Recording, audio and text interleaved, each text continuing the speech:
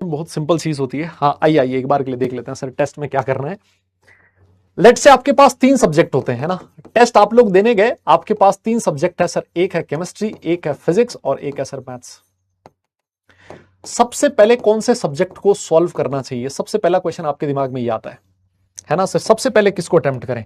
मेरा अपना personal suggestion है ना, मेरा अपना पर्सनल सजेशन है कि आपको सबसे पहले केमिस्ट्री सॉल्व करना चाहिए फर्स्ट नंबर पे।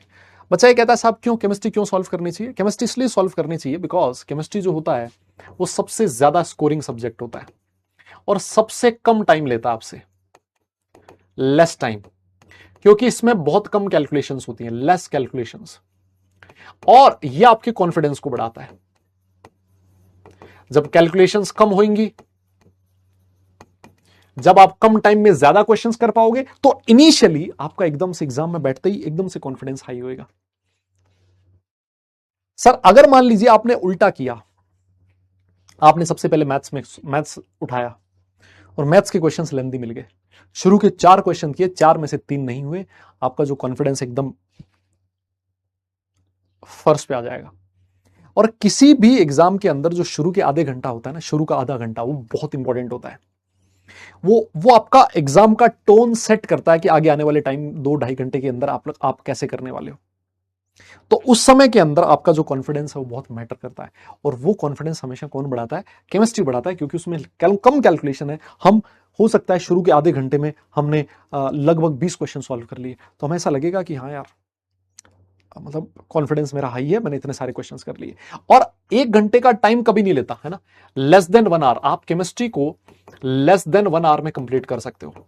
और लेस देन 1 आवर में अगर आपने कंप्लीट किया, लेट से आपने 50 मिनट में कंप्लीट किया, तो जो 10 मिनट आपने बचा लिए, इंडिविजुअल सब्जेक्ट को 1-1 घंटा मिलना था, आपने जो 10 मिनट बचा लिए, वो 10 मिनट आप लोग यूज कर सकते हो फिजिक्स और मैथ्स में, जहां पर आपको ज्यादा लेंथी लग रहा है ना।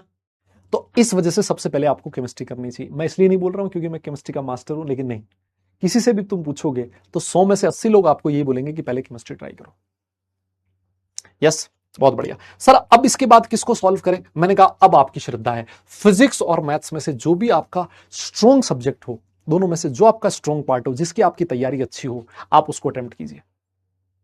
ये तो बात होगी सर पहले और बाद में किसको अटेम्प्ट करना है। अब सर टेस्ट को कैसे अटेम्प्ट करना है? लेट से आपने केमिस्ट्री स्टार्ट किया, अब केमिस्ट्री के अंदर आपके पास नंबर लिखे हुए हैं 1 2 3 4 5 6 7 8 9 10, ऐसे ऐसे क्वेश्चंस आते हैं ना, स्क्रीन पे आपके पास क्वेश्चन आ रहे हैं। आपके पास अलग से एक पेज भी होता है जिसके ऊपर आप लोग रफ वर्क करते हो।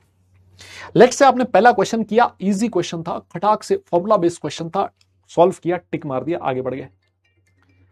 क्वेश्चन नंबर 2 जो था वो भी इजी क्वेश्चन था, उसको फटाक से सॉल्व किया और आगे बढ़ गए। क्वेश्चन नंबर जो 3 था वो आपने देखा, कुछ आइडिया ही नहीं है, नो आइडिया, कहां से आ गया क्वेश्चन सर, पता ही नहीं है सर, कोई आइडिया नहीं सर, पता नहीं कहां से आ गया। आप ऐसे करना, आपका ये जो पेज है ना, इस पेज पे इस 3 नंबर क्वेश्चन पे काटा मार देना कि जो 3 नंबर क्वेश्चन है उसको सॉल्व ही नहीं करना, वापस देखने की जरूरत ही नहीं, क्योंकि मुझे इसके बारे में कुछ आइडिया नहीं लग रहा, कुछ पता ही नहीं है। फिर आपका क्वेश्चन नंबर आसान था, 4 इजी था, सॉल्व किया, टिक मार दिया। 5वां आसान था, इजी था, टिक किया, सॉल्व मार दिया। सर जो क्वेश्चन नंबर 6 है उसमें नॉट, आप लोग कॉन्फिडेंट नहीं हो कि इसको सॉल्व कर पाओगे नहीं कर पाओगे, या फिर आपको ऐसा लग रहा है कि इसमें बहुत भयंकर कैलकुलेशन है ना, ऐसा लग रहा है यार बहुत भयंकर कैलकुलेशन है। ये जो क्वेश्चन है, ऐसे क्वेश्चंस को आप लोग पहले अटेम्प्ट ना कीजिए। आप अपनी कॉपी के अंदर 6 नंबर क्वेश्चन पे स्टार मार्क कर दीजिए, लेट्स, वो आप लोग जो भी साइन अपने लिए यूज करना चाहो वो कर सकते हो। आपने 6 नंबर क्वेश्चन को स्टार मार्क कर दिया। ये वो क्वेश्चन है जो सर बहुत लेंथी है, पता नहीं होगा नहीं होगा, क्योंकि इतना कैलकुलेशन है इसके अंदर, हो सकता है कि मैं कैलकुलेशन में मिस्टेक कर दूं और मेरा टाइम भी अननेसेसरीली वेस्ट हो जाए। जैसे इक्विलिब्रियम का क्वेश्चन है और उसमें delta G 2.30 RT log Q log, वो कैलकुलेशन लंबी चौड़ी आ गई, इसको एक बार के लिए रहने दो। 6 नंबर क्वेश्चन इजी था, टिक मार दिया, सॉल्व कर दिया। 8 number no idea, no idea, no idea, पता ही नहीं है कहां से आ गया, 8 नंबर पे काटा मार दो, वापस नहीं देखना। ऐसे आपने फिजिक्स सॉल्व, केमिस्ट्री सॉल्व करी, फिजिक्स करी और मैथ्स करी। जैसे आपने तीनों इस मेथड से सॉल्व किए, आपने वो सारे क्वेश्चंस कर दिए जो क्वेश्चंस आसान कैटेगरी के थे, और वो सारे क्वेश्चंस कर दिए जो हो सकता है आपका जो कॉम्पिटिटर है वो भी सॉल्व करके आ रहा है। क्योंकि जो कॉम्पिटिटर सॉल्व करके आ रहा है तुम्हारा और वो तुम नहीं सॉल्व कर पा रहे, इसका मतलब तुम्हारी रैंक बहुत नीचे जाएगी। तो आप अगर इस मेथड को यूज करेंगे तो आप वो सारे क्वेश्चन सॉल्व कर देंगे जो आसान कैटेगरी के थे और जो मैक्सिमम बच्चे उन क्वेश्चंस को सॉल्व करके आएंगे। अब आपके पास टाइम बचा, जैसे आपके पास थोड़ा बहुत टाइम बचा, उस टाइम के अंदर आप लोग क्वेश्चन नंबर 6 को सॉल्व करने की कोशिश कीजिएगा। और ऐसा ही मान लो 6 जैसे और भी क्वेश्चंस होंगे, उनको सॉल्व करने की कोशिश कीजिएगा। जो क्वेश्चन हो जाए उस पर टिक मार दिया और आगे बढ़ गए। कई बार आपने ऐसा देखा होगा, बच्चा ये कहता है कि यार मैं ना मैथ्स के लास्ट के 15 क्वेश्चन तो देख ही नहीं पाया, है ना, मैं लास्ट के 15 क्वेश्चन तो देख ही नहीं पाया, और साला पता लगा 15 में से 7 क्वेश्चन तो इतने आसान थे, देखना था टिक लगाना था, देखना था टिक लगाना था, है ना, ऐसा ऐसा था सर। और वो 7 क्वेश्चंस तुम्हें बहुत नुकसान देते हैं, क्योंकि वो सारे बच्चे करके आते हैं, तुमने नहीं किए। जब आप इस मेथड को सॉल्व करोगे तो आपका कोई भी इजी क्वेश्चन छूटने का कोई पॉसिबिलिटी नहीं है। जो क्वेश्चंस आसान है वो पूरे के पूरे क्वेश्चंस हम लोग सॉल्व करके आएंगे। जो नहीं हुए, जो हमने नहीं किए, वो सिर्फ और सिर्फ वो क्वेश्चंस बचे हैं जो या तो हमें आते ही नहीं थे, या फिर जिनमें हम कॉन्फिडेंट नहीं थे कि कर पाएंगे कि नहीं कर पाएंगे। तो हमें जो क्वेश्चंस आते थे सारे हमने सॉल्व कर लिए।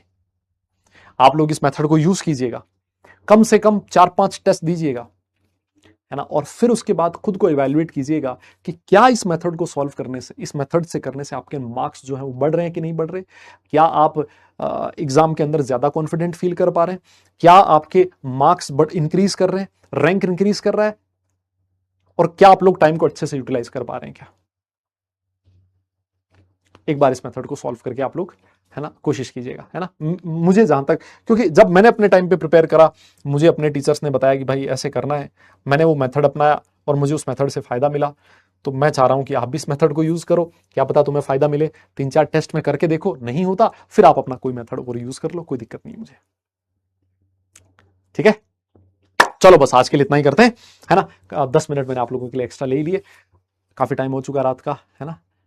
अब हमें जाना है घर पे, और घर जाके भाई हम भी खाना वाना खाएंगे, घंटा भर पौना घंटा यहां से लगेगा, और कल फिर आना है इसी दौड़ में, भागा दौड़ में, है ना। ठीक है, चलो बस हम लोग क्लास को खत्म करते हैं। नेक्स्ट